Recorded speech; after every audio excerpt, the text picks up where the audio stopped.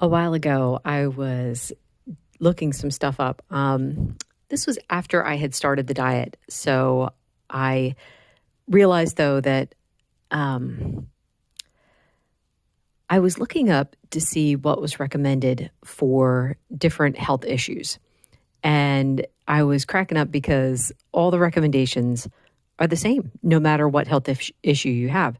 It's eat whole grains, plenty of fruits and vegetables, limit your animal proteins, and severely limit your fat. So basically, the food pyramid. And I was laughing because it didn't matter what health issue I punched in there, it was pretty much across the board the same thing. So, now the reason I thought this was so funny though was because before I had started this diet, if you look up, let's see, if you look up how to, like a diet that will help with kidney stones, it's funny because on the one hand, they will talk about, you need to avoid oxalates, right? But then on the other hand, they'll go back and they'll say that, whole grains, fruits and vegetables, et cetera, et cetera. So I thought that was interesting that that's how that shook out. And now, granted, if you watch any of Dr. Barry's videos, he'll say, well, he'll have a title in there about some sort of health issue. And then I automatically know it's like, here's how to lower your blood pressure. And then I know where he's going to go because for him, it's across the board. It's always going to be the same. It's going to be a meat heavy diet, plenty of fat, some vegetables if you can tolerate them. Maybe no vegetables though. It depends on the person. Fruit, I don't think so unless you're going to have maybe some berries only occasionally. So, and it's not that I disagree with him. I found that nearly all of my health issues were resolved when I went on this diet. My blood pressure, I got off my blood pressure medication. I actually quit that cold turkey because I wanted to see what was going to happen. I kept reading about so many people who were able to get off their blood pressure medicine. And I knew my doctor was not going to agree to it because while I was on the medicine, my blood pressure would have been considered high. It was like almost 140/90. So there's no way she would have, said that that was okay. But rather than wait, I decided to go off my blood pressure medicine on my own. I don't recommend that. I'm not a medical professional, so I wouldn't say, oh, yes, you guys should definitely try that. So no. This is just what I did. But I went off the medication and it was still high off the medication or what I had thought was high. And then, of course, I do more research and it did end up stabilizing. It came down some. I don't like to take my blood pressure because I know as soon as I start to take it, I start freaking myself out. Like, is it going to be high? I'm like, I just can't calm the brain down.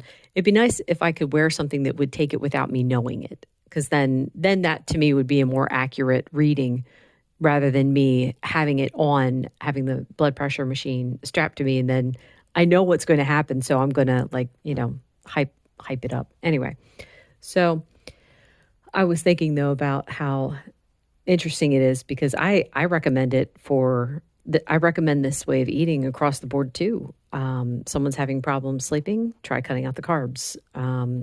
Your feet and ankles are swelling on a regular basis, cut out the carbs. Getting up in the middle of the night to go to the bathroom, cut out the carbs.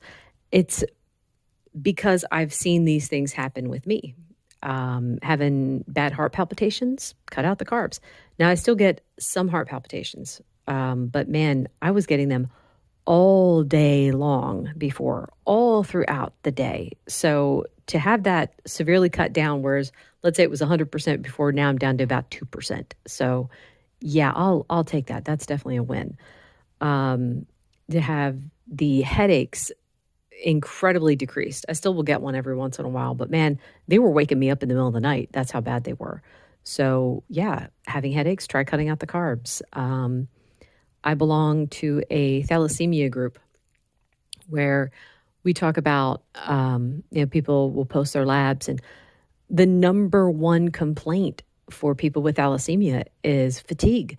They're so tired and they're like, I can't seem to get the energy. Now, granted, everyone else is going to recommend whole grains, fruits and vegetables, etc. I'm like, nope. Here, try this. Try cutting out the carbs and processed foods. And I'll point them to my channel just to say, here, look, here's the foods that I eat and I feel really good. I will still have some weakness here and there, but man, I was getting it every single month. I dealt with that for 5 years of having the weakness every month. Varying levels. I never knew how bad it was going to be. Now I have stretches where I don't have any weakness at all. I'll be fine. Over the summertime, I had like a good long stretch of like 4 or 5 months where I didn't have any issues. And then I had like currently, at the time that I'm filming this, I'm struggling a bit. And I'm like, okay, well, let me just kick up the amount of beef that I'm eating because that actually helps. So anyway, I think that's interesting. What health issues have you seen resolved with this particular way of eating? And were you doing the standard recommendations before and not seeing results? I'm curious. I'm curious to see if anyone had really good results following the standard advice, which maybe it would work for people who didn't have any kind of metabolic damage, but I have trouble believing that. So anyway, that is all for today. Thank you so much for listening. Bye.